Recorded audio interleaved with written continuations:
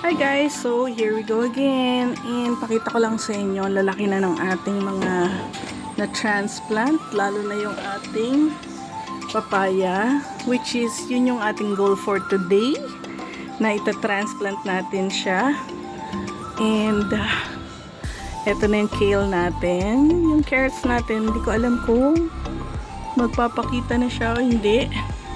Check natin. Yan. And ito na yung ating ampalaya na I have decided na aalisin na natin. Tatanggalin na natin siya, guys.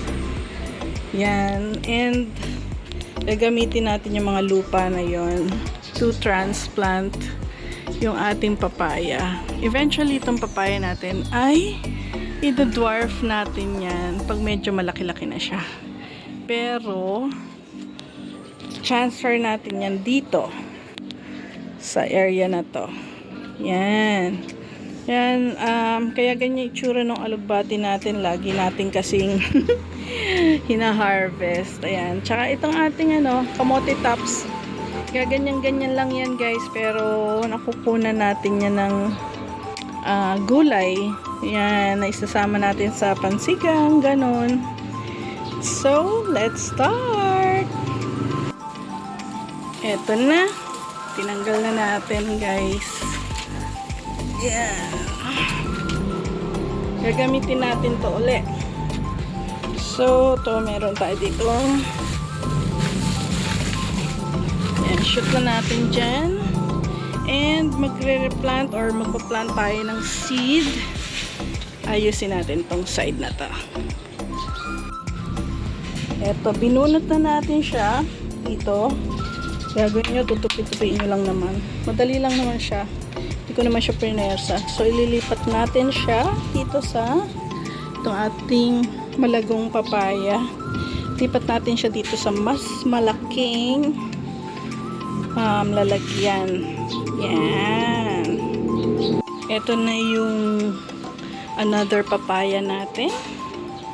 Ang gagawin kasi natin dito, ito dwarf natin. And pagka pumwede naman, lilipat natin siya dun sa side garden natin. If nakasubaybay ka, you know na meron tayong side garden na hindi natin ginagawa ngayon kasi may dapat natanggalin na mga yero, mga baka maapakan, masira, mamamatay na naman. So, dito ko muna sila pinapalaki.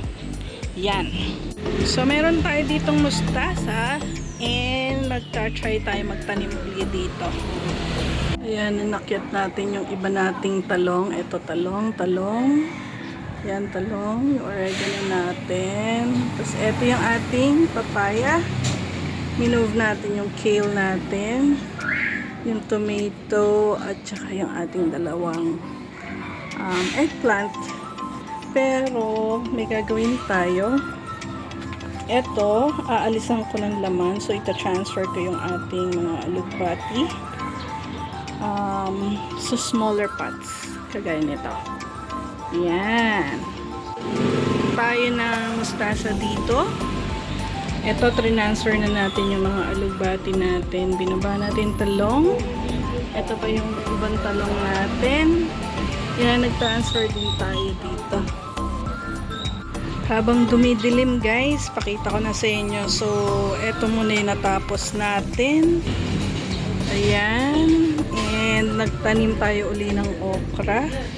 Mustasa. Yan, may mustasa tayo uli. Yan, nakapag-transplant tayo ng ating mga eggplant. Ito yung isa pa nating eggplant. Tsaka ito.